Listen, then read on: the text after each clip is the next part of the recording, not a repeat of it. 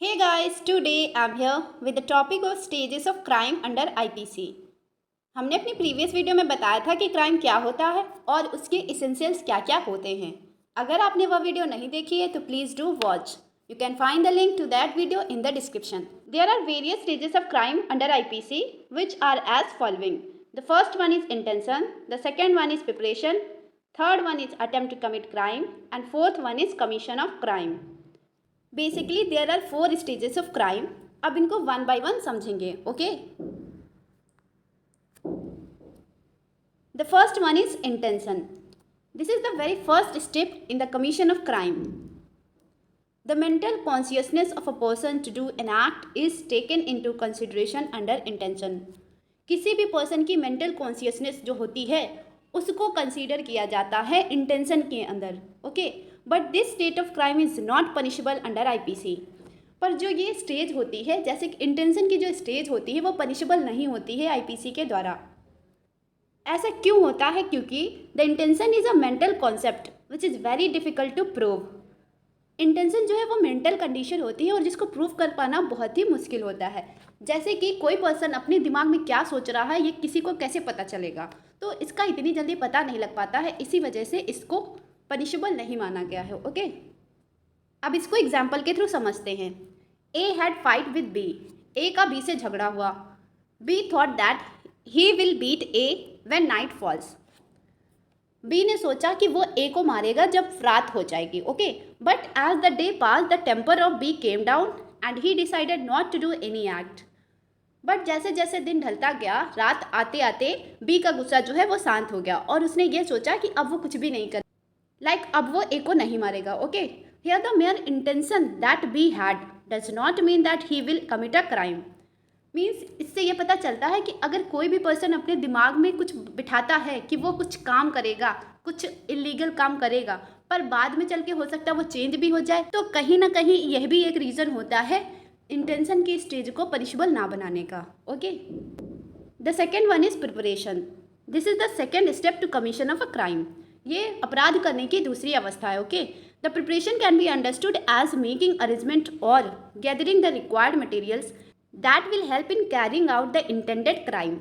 मान लीजिए किसी भी पर्सन ने सोचा कि हमको ये कार्य करना है, मीन्स इलीगल एक्ट करना है, कोई क्राइम करना है, तो उसके लिए वो कुछ अरेंजमेंट्स करेगा। जैसे कि अगर किसी का मर्डर करना है तो वो उसके लिए जो चीज़ें ज़रूरी होंगी वो चीज़ें लाएगा। जैसे किसी को गन से मारना है तो फिर वो गन खरीदेगा, किसी को चाकू से मारना है तो वो चाकू खरीदेगा। तो ये जितनी भी मटेरियल थिंग्स की आवश्यकता होती है उन सबको गैदर करना ही प्रिपरेशन कहलाता है। यही प्रिपरेशन की स्टेज होती है। ओके, अब इसको एग्जाम्पल के थ्रू समझते हैं। Mister A bought a gun to kill B. A ने बी को मारने के लिए एक गन खरीदी। Here purchasing the gun will come under preparation to commit a crime. यहाँ पर ए के द्वारा गन खरीदना क्या हुआ? प्रिपरेशन हुई कि हाँ अब ये बी को मारने का अपराध करेगा। ओके, अब इसके बाद कुछ लोगों के मन में ये डाउट होता है कि क्या whether the mere preparation to commit an offence is enough for punishment? The answer is no. The stage of preparation is not punishable under IPC generally. जो प्रिपरेशन की स्टेज होती है वो IPC के अंदर जनरली पनिशेबल नहीं बनाया गया है, but there are certain exception to this rule. पर इसके कुछ एक्सेप्शंस जरूर बनाए गए हैं। वो एक्सेप्शंस क्या क्या हैं देखते हैं। The first one is preparation to wage war against the government under section 122 of IPC। अगर कोई पर्सन गवर्नमेंट के अगेंस्ट कोई वॉर करने का प्रिपरेशन करता है तो वो लाइबल होगा under section 122 of IPC and he will be punishable also under IPC। Next one is preparation for counterfeiting of coins और गवर्नमेंट स्टैम्प। अगर कोई पर्सन जो सिक्के हैं उनको जाली या फिर जाली सिक्के बनाने की कोशिश करता है या फिर गवर्नमेंट के जो स्टैम्प्स हैं उनको काउंटर फिट करने की कोशिश करता है तो he will be liable under section 256 and 257 of IPC। Okay, third one is preparation to commit डकैती। अगर कोई पर्सन डकैती करने की प्रिपरेशन करता है then he will be liable under section 399 of IPC। Okay, if any person found to be liable under the above mentioned sections he will be punished even if it is the stage of preparation. कहने का मतलब यह है कि अगर कोई person in तीनों चीज़ों में से कुछ भी करने की कोशिश करता है, सिर्फ प्रिपरेशन स्टेज पे ही होता है, तो भी वो पनिशमेंट के लिए लाइबल हो जाता है। The third stage is attempt. Attempt is the third stage of the commission of crime. यह अपराध करने की तीसरी अवस्था है। Okay, and attempt to commit crime occurs when a person tries to carry out a crime but fails to do so. जब कोई person कोई क्राइम करता है और वो उसमें फेल हो जाता है तो ये अटेम्प्ट की स्टेज मानी जाती है। ओके, एग्जाम्पल के थ्रू समझते हैं। Continuing the second example that is of preparation. अब प्रिपरेशन वाला ही जो एग्जाम्पल है उसी को कंटिन्यू करेंगे। As above mention A bought gun to kill B. A ने गन खरीदा बी को मारने के लिए। Now if A takes out the gun to kill B and push the trigger to shoot at B, it become attempts if the shoot is missed out and become punishable also. तो यहाँ पे क्या है, ए ने gun खरीदा B को मारने के लिए और बी की तरफ शूट किया, बट अगर ये जो निशाना लगाया अगर वो उसके ऊपर नहीं लगा और वो मिस्ड आउट हो गया तो ये अटेम्प्ट हो जाएगा। The attempt to commit crime is punishable even though the person is not successful in commission of crime.